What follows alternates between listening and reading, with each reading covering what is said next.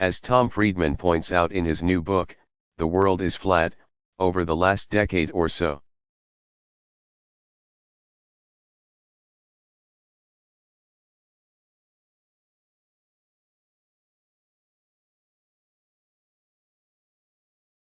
These forces, technology and globalization, have combined like never before.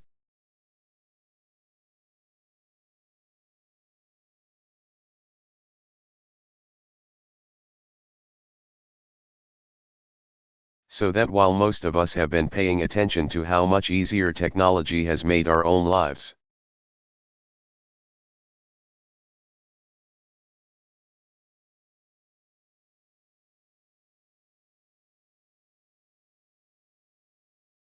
sending emails back and forth on our Blackberries, surfing the web on our cell phones,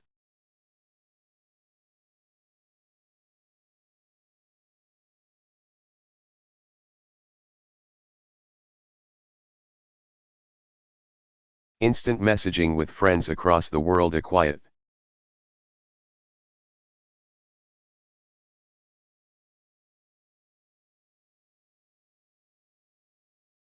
revolution has been breaking down barriers and connecting the world's economies.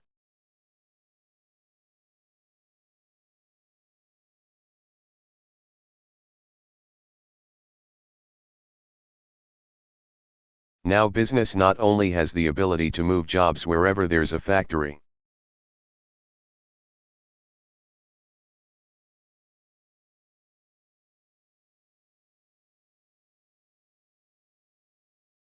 but wherever there's an internet connection.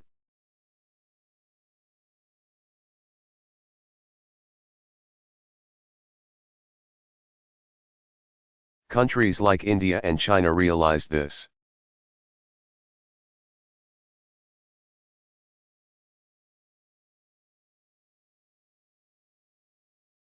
They understand that they no longer need to be just a source of cheap labor or cheap exports.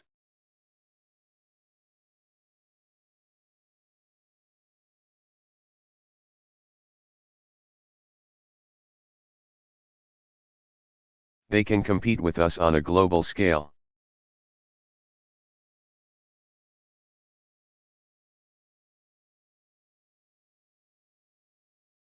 The one resource they needed were skilled, educated workers.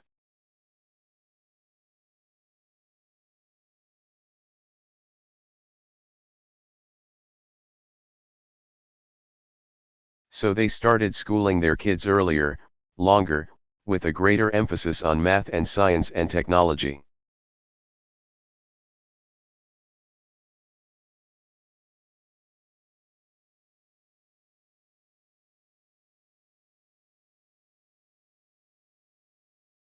Until their most talented students realized they don't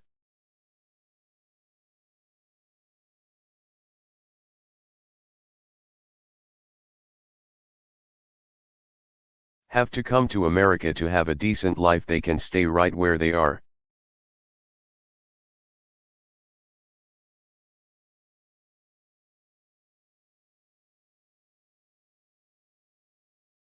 The result: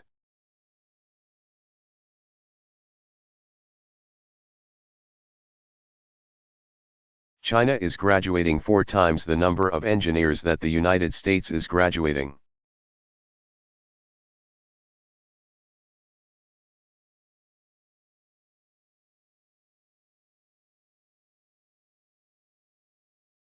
Not only are those Maytag employees competing with Chinese,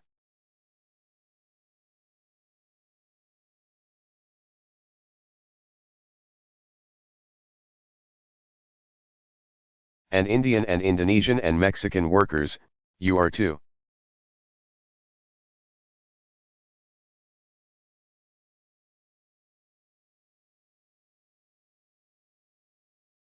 Today, accounting firms are emailing your tax returns to workers in India who will figure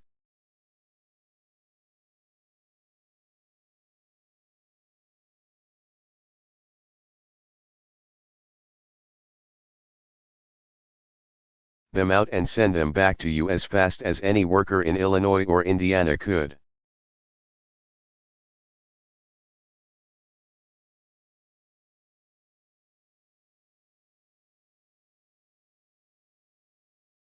When you lose your luggage in Boston at an airport, tracking it down may involve a call to an agent in Bangalore.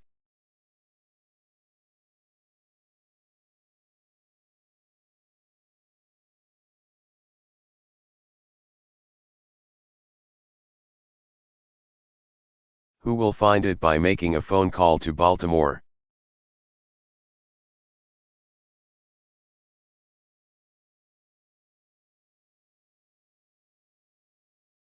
Even the Associated Press has outsourced some of their jobs to writers.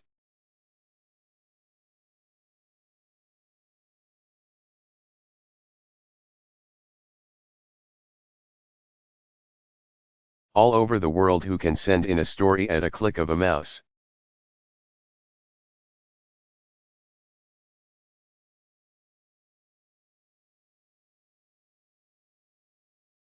As Prime Minister Tony Blair has said, in this new economy, talent is the 21st century wealth.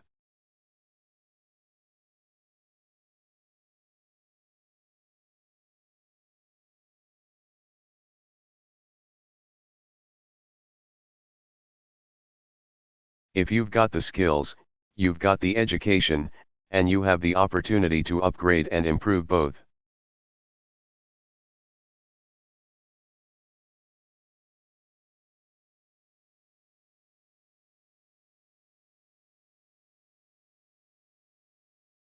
You'll be able to compete and win anywhere.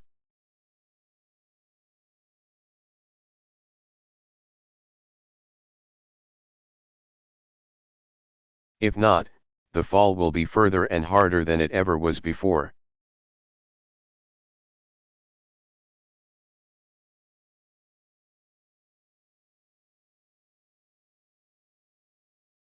So what do we do about this?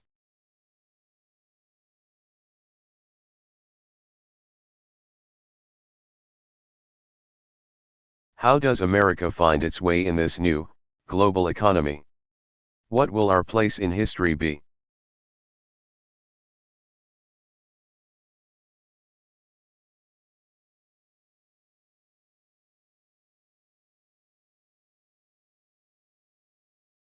Like so much of the American story, once again, we face a choice.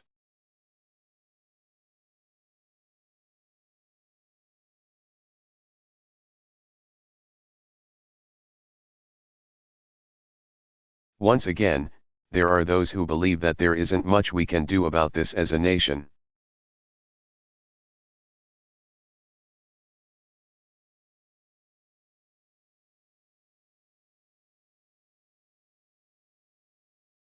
That the best idea is to give everyone one big refund on their government, divvy it up by individual portions.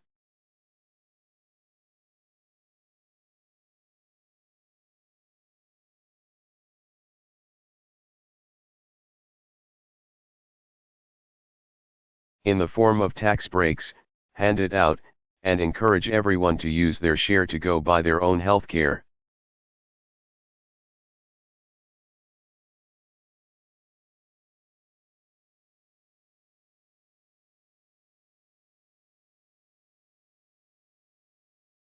Their own retirement plan, their own child care, their own education, and so on.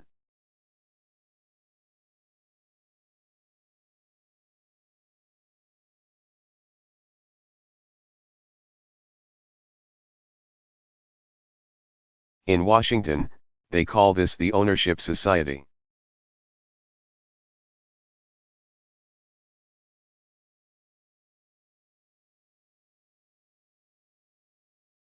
But in our past there has been another term for it: social Darwinism, every man or woman for him or herself.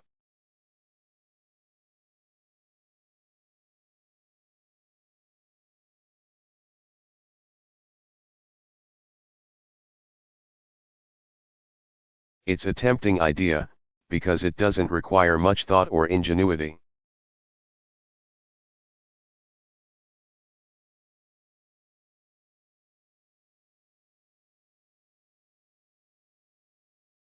It allows us to say that those whose health care or tuition may rise faster than they can afford, tough luck.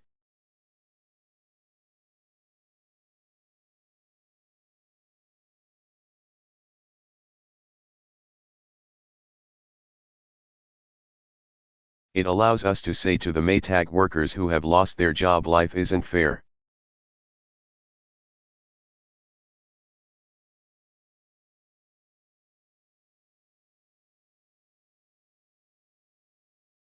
It lets us say to the child who was born into poverty, pull yourself up by your bootstraps.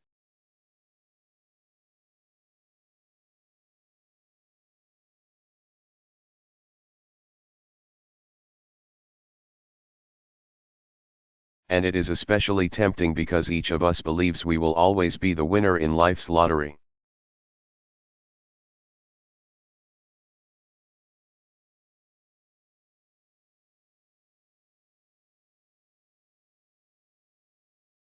That we're the one who will be the next Donald Trump.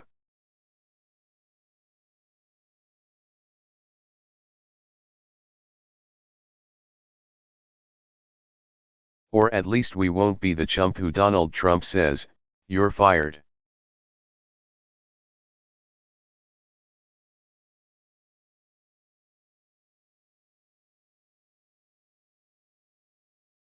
But there is a problem.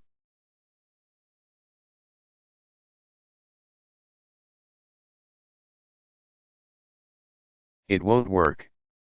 It ignores our history. It ignores the fact that it's been government.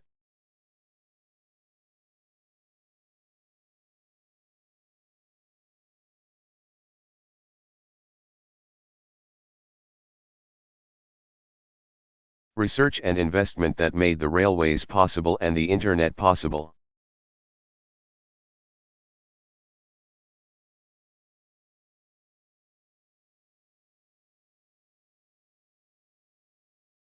It's been the creation of a massive middle class.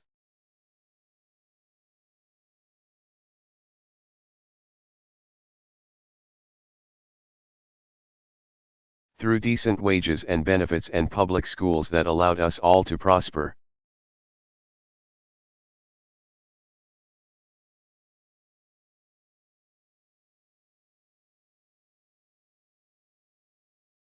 Our economic dependence depended on individual initiative.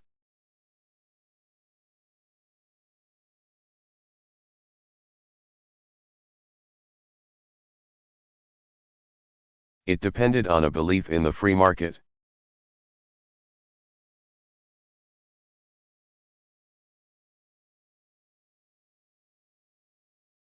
But it has also depended on our sense of mutual regard for each other, the idea that everybody has a stake in the country.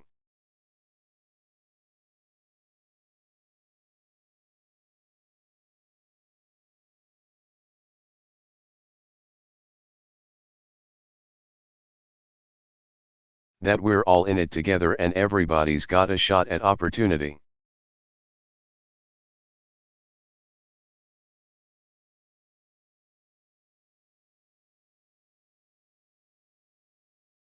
That's what's produced our unrivaled political stability.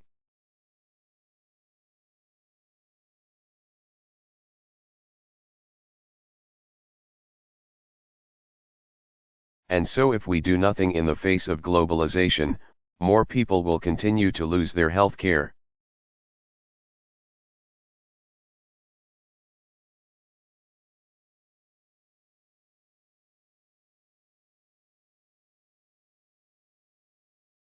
Fewer kids will be able to afford the diploma you're about to receive.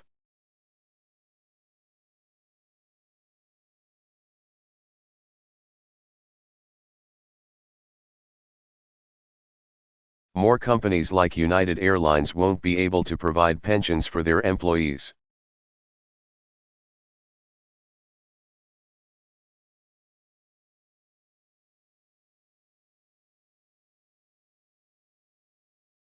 And those Maytag workers will be joined in the unemployment line by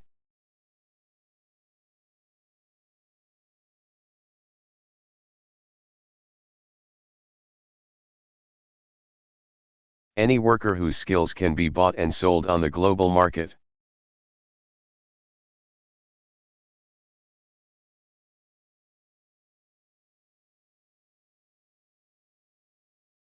So today I'm here to tell you what most of you already know.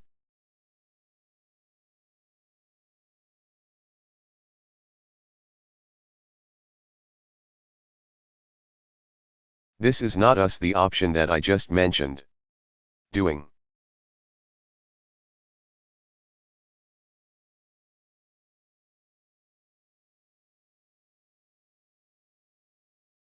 Nothing. It's not how our story ends, not in this country.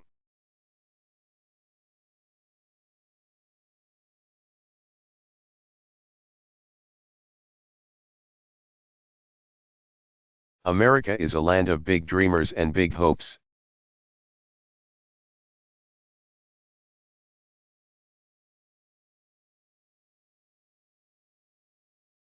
It is this hope that has sustained us through revolution and civil war.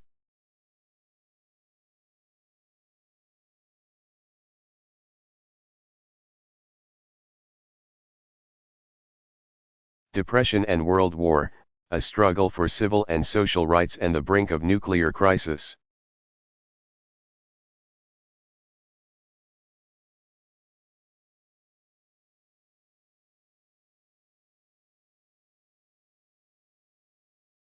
And it is because our dreamers dreamed that we have emerged from each challenge more united.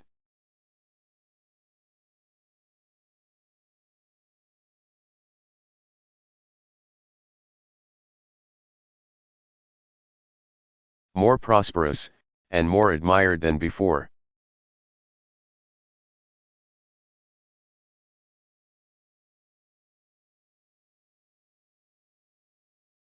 So let's dream.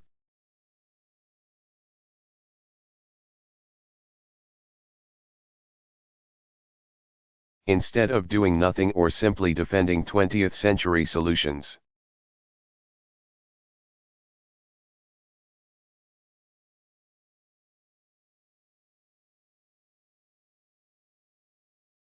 Let's imagine together what we could do to give every American a fighting chance in the 21st century.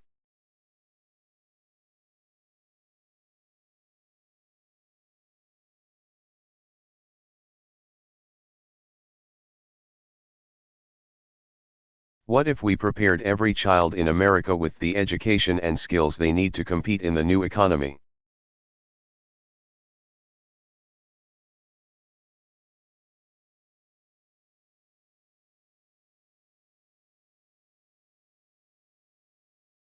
If we made sure that college was affordable for everyone who wanted to go?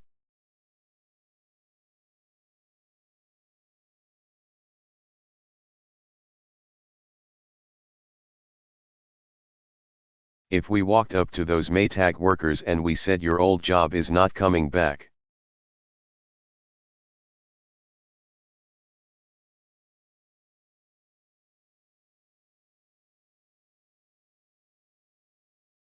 But a new job will be there because we're going to seriously retrain you, and there's lifelong education that's waiting.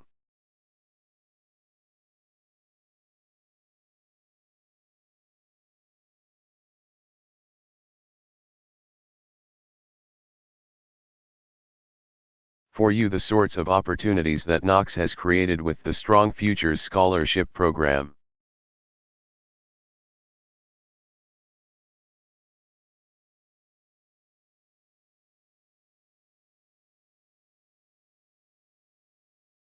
What if no matter where you worked or how many times you switched jobs, you had health care and a pension that stayed with you always?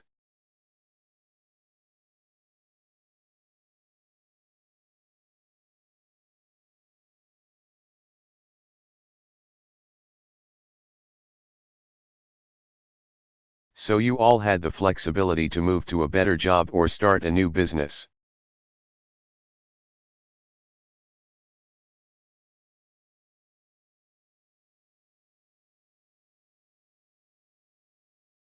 What if instead of cutting budgets for research and development and science,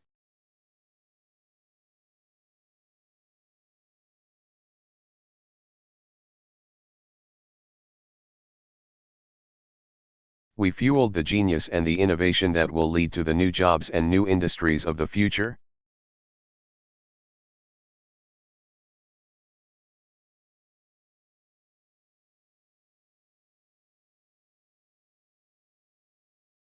Right now, all across America, there are amazing discoveries being made.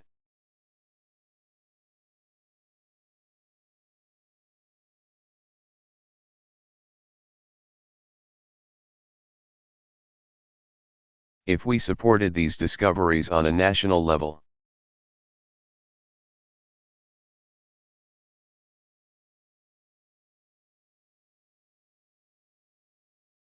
If we committed ourselves to investing in these possibilities, just imagine what it could do for a town like Galesburg.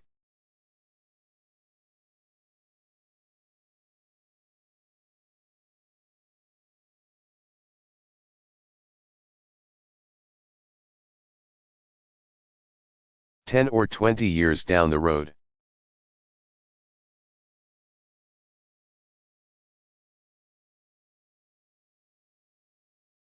That old Maytag plant could reopen its doors as an ethanol refinery that turned corn into fuel.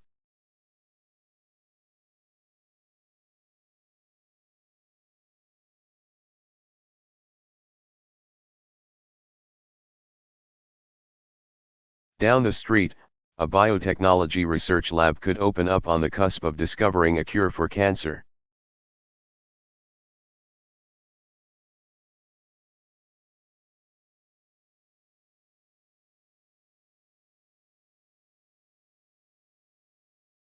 And across the way, a new auto company could be busy churning out electric cars.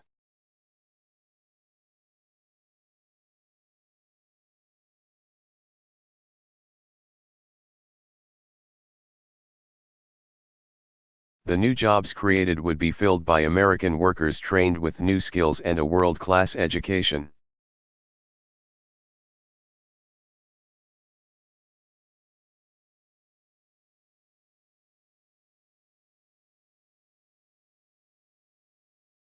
All of that is possible, but none of it will come easy.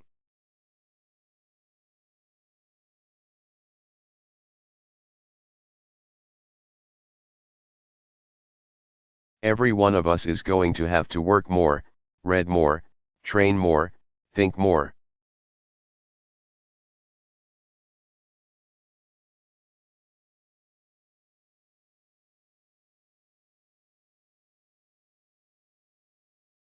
We will have to slough off some bad habits like driving gas.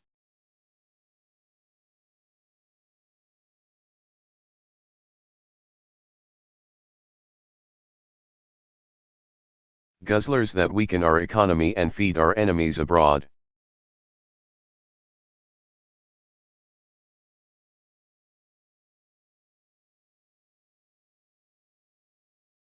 Our children will have to turn off the TV set once in a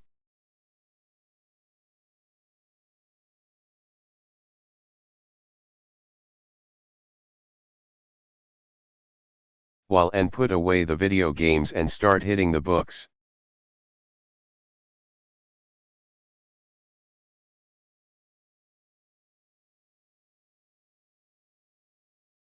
We'll have to reform institutions, like our public schools, that were designed for an earlier time.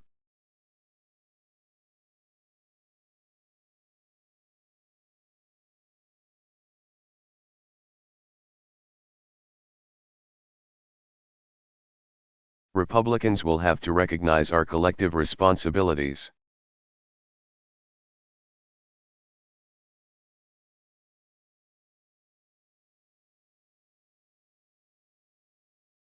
Even as Democrats recognize that we have to do more than just defend old programs.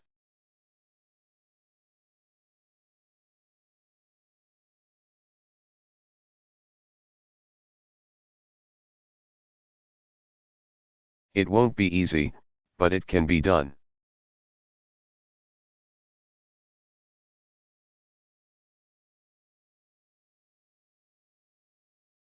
It can be our future. We have the talent and the resources and brain power.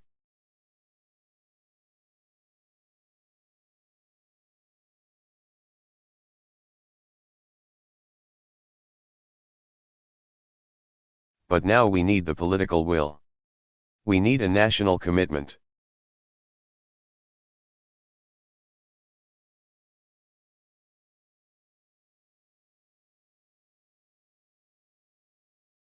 And we need each of you.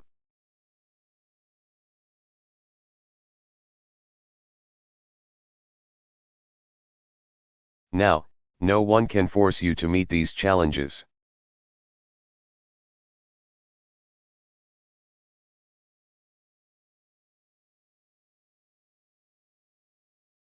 If you want, it will be pretty easy for you to leave here today and not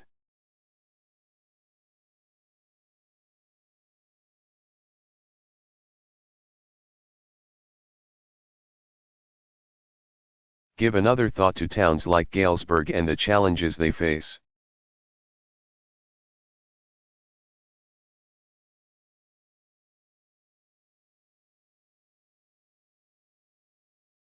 There is no community service requirement in the real world, no one is forcing you to care.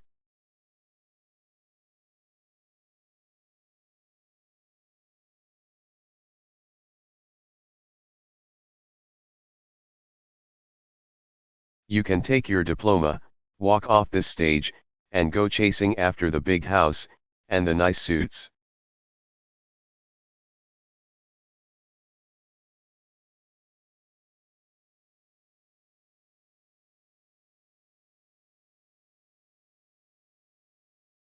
And all the other things that our money culture says that you should want, that you should aspire to, that you can buy.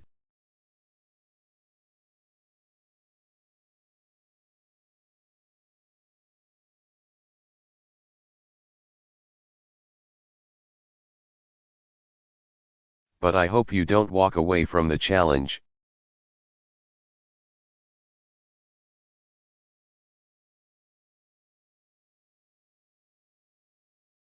Focusing your life solely on making a buck shows a certain poverty of ambition. It asks too little.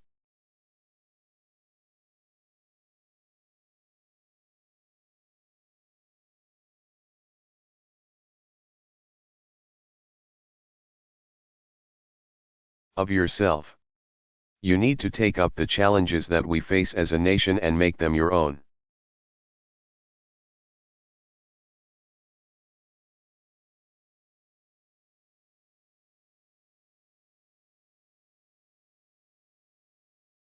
Not because you have a debt to those who helped you get here, although you do have that debt.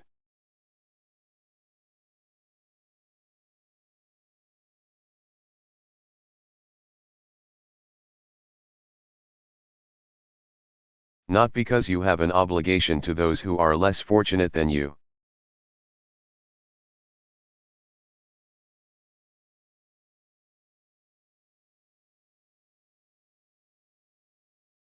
Although I do think you do have that obligation.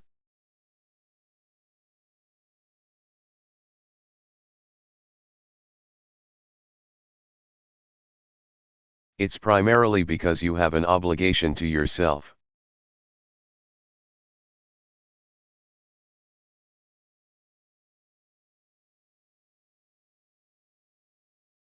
Because individual salvation has always depended on collective salvation.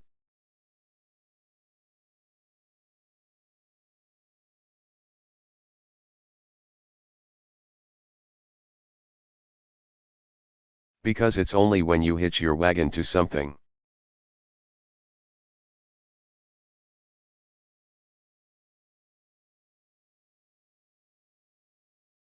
Larger than yourself that you realize your true potential.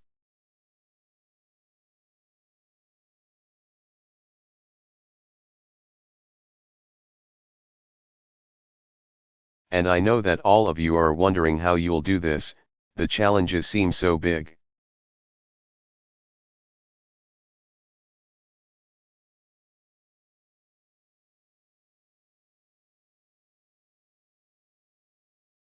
They seem so difficult for one person to make a difference.